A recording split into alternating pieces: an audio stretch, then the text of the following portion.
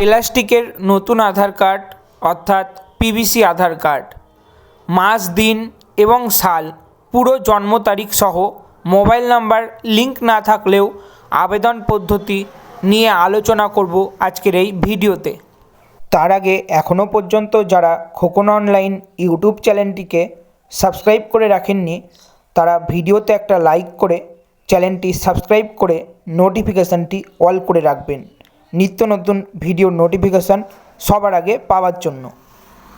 PVC আধার card order করার জন্য আধার কার্ডের অফিসিয়াল ওয়েবসাইট মাই আধারে প্রবেশ করবেন।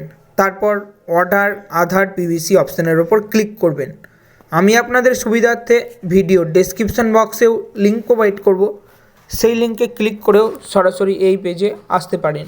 তারপর আবেদনকারীর মোবাইল নাম্বার এবং ক্যাপচার কোডটি এন্টার করবেন।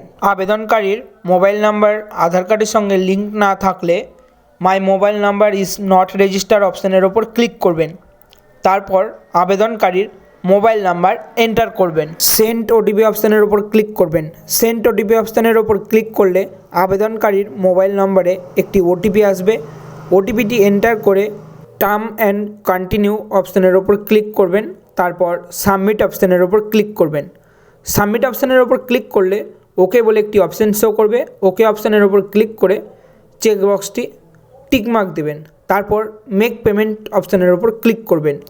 মেক পেমেন্ট অপশানের ওপর ক্লিক করলে পেজটি রিডাইরেক্ট হয়ে পেমেন্টের পেজে নিয়ে আসবে।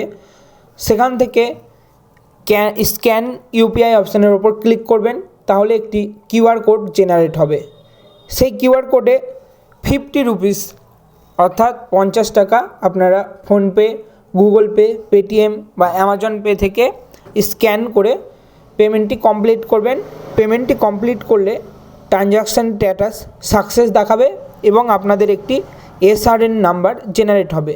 তারপর আপনারা ক্যাপচার কোডটি এন্টার করবেন। ক্যাপচার কোডটি এন্টার করে ডাউনলোড অ্যাকনোলেজমেন্ট স্লিপ অপশানের উপর ক্লিক করবেন। আবেদনকারীর পিভিসি আধার কার্ড অর্ডার করার অ্যাকনোলেজমেন্ট স্লিপটি ডাউনলোড হয়ে যাবে। সেই পিভিসি কার্ডটি দেখতে অনেকটা এই রকম হবে। আপনার পিভিসি কার্ডটি পোস্ট অফিসের মাধ্যমে আপনার আধার কার্ডের ঠিকানায় পৌঁছে যাবে। ভিডিওটা ভালো লাগলে চ্যানেলটি সাবস্ক্রাইব করবেন।